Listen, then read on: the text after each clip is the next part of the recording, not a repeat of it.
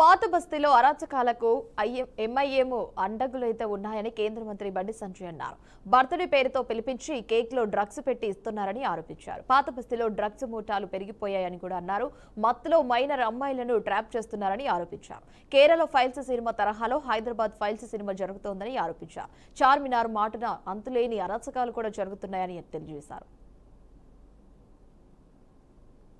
సంఘటన వల్ల పాత బస్తీలో జరుగుతున్నాయి. ఓల్డ్ సిటీలో చార్మినార్ ప్రాంతంలో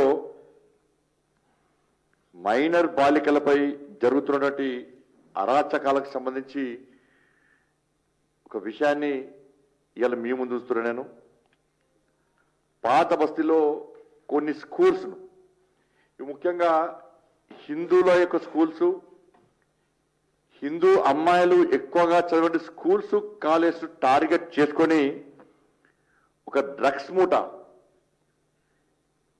మూట ముస్లిం యువకులకు సంబంధించి ఒక డ్రగ్స్ మూట అక్కడ మైనర్ అమ్మాయిలను 14, 15, 16 సంవత్సరాల యొక్క మైనర్ అమ్మాయిలను ట్రాప్ చేసి వాళ్ళ జీవితాలను సర్వనాశనం చేస్తున్నటువంటి దారుణ సంఘటనలు ఇవాళ ఈ చార్మినార్ ప్రాంతంలో జరుగుతున్నాయి. నేను చెప్పేది క్రైమ్ సినిమాలాగా అనిపిస్తుంది, కానీ పచ్చి నిజం. కేరళ ఫైల్స్ సినిమాలో ఎలాంటి దారుణాలు జరిగినాయో ఇవాళ హైదరాబాద్ ఫైల్స్ సినిమా తీసేంత స్థాయిలో ఇవాళ దారుణాలు ఇలా చార్మినార్ ప్రాంతంలో జరుగుతున్నాయి. దీనికి అండాదండ ఎంఐఎం పార్టీ.